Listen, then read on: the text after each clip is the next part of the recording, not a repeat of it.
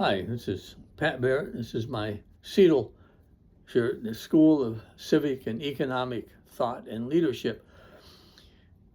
I used to go to their lectures a lot and really enjoy them, but turned out they were a bit of a stalking horse for getting conservative thinking and so forth on, and speakers, so forth on campus. No problem with that. I think that's fine, yeah. But just, I wish they had been a little more open about it. Eventually, over time, they began becoming more and more presenting a conservative line. Again, that's perfectly okay. It's a university campus. It's wide open, okay? But I have to say, I did enjoy many of those lectures, which got me to thinking. You know, a lot of the material I try to bring in is local Arizona politics. But those always have to be seen in a context. For example, Arizona was founded in 1912 as a state, and it was during the progressive era. And so there's a lot of things about the Arizona Constitution that are very progressive. And when you go to school in Arizona, high school, you learn about this.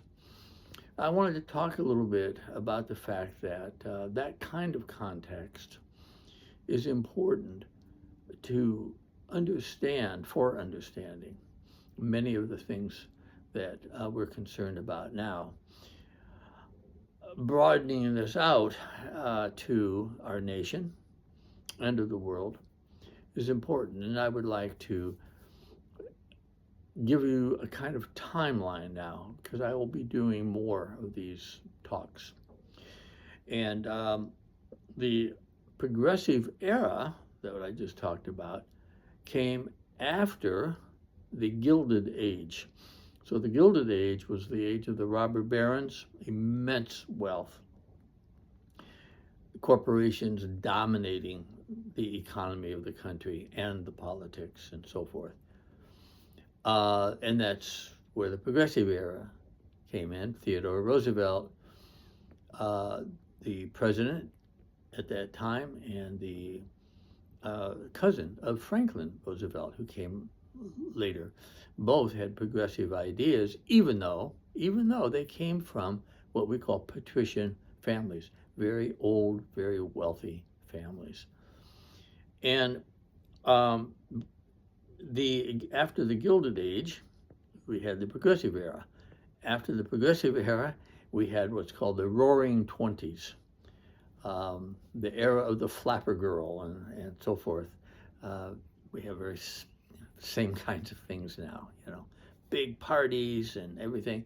Prohibition came in, and the mob made lots and lots of money, huge amounts of money. It's where the real mafia type mobs that we see in movies really got started, because there was so much money to be made selling liquor, which was illegal, you know, at that time during the era of Prohibition, which coincided with the Roaring Twenties, which came to a halt. We like to think of it as a sudden halt with the stock market crash of 1929, but in reality, it was a slow rolling disaster, like the tsunami. That if you watch the video of the horrible tsunami at Fukushima, Japan, it just slowly rolls in, and our country plunged into a horrible depression for a long time. And the story of the 30s is coming out of that. And that was capped, that whole era was capped by World War II beginning. And Franklin Roosevelt was the president at the time, and he led us through World War II. And he did a lot of things, and I'll bring these things in from time to time, which brought the United States into world leadership, pretty dominating, because the other countries, Great Britain, for example, had been the dominating country in the, before World War II. with its control of the sea lanes and all the colonies and all that. That all went away with World War II eventually. And the United States was left dominating because there was another power, which was the Soviet Union, and they were communists, a different, very different economic system. And the two powers were quite hostile to each other.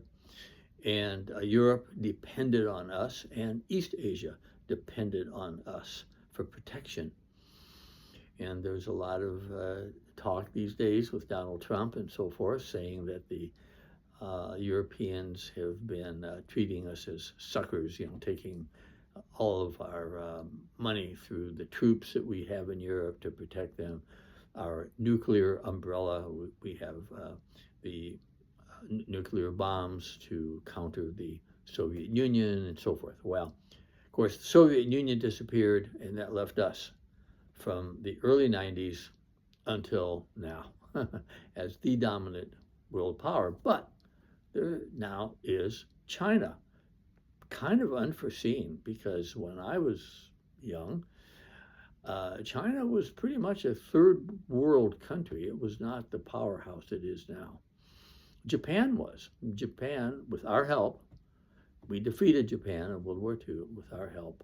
Japan became the great powerhouse, and then China began its march, and they have really come to dominate the world and are now the major power countering the United States. And guess what is happening there? Well, first of all, with our leadership, the world underwent something called globalization. Globalization has a downside. It destroyed a lot of jobs, but it also created a lot of jobs.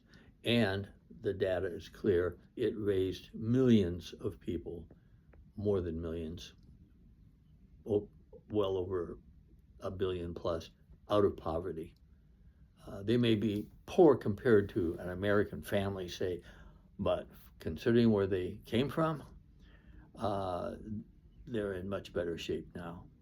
And that is this problem with globalization, trying to deal with it, because it's brought some benefits and it's brought, like I say, a downside. So now we have China taking the lead in many areas. And that brings us to two things. I did another video recently on 2 years in 20th century American history, 1932 and 1954. 1932 was Roosevelt coming in to the presidency and trying to bring us out of the Depression, and then bringing us through World War II.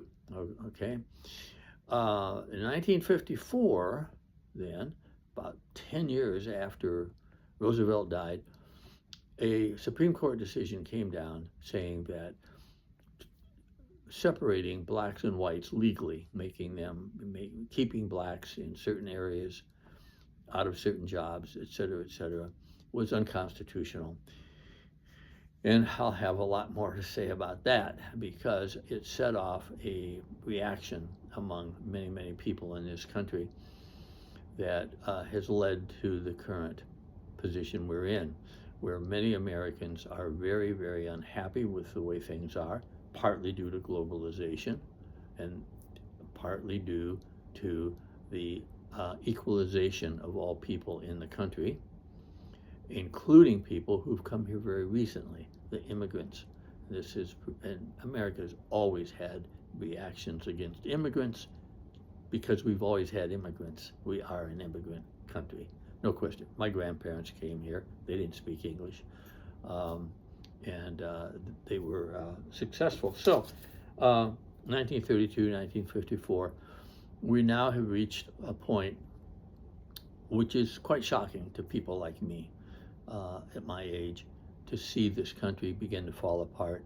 And the latest sign of that, of course, is this absolutely disastrous war in Iran, where we have strengthened Iran and weakened ourselves. That is a disaster. And I'm seeing more and more in what I read and what I hear on TV and so forth, is it's an ominous phrase, we're coming for you.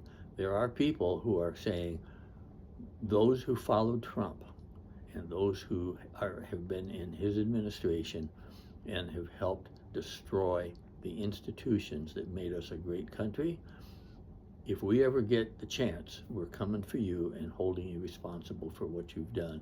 And I'm all for that. Okay? So, we have a lot to get to over the next year or so. We'll see how things go.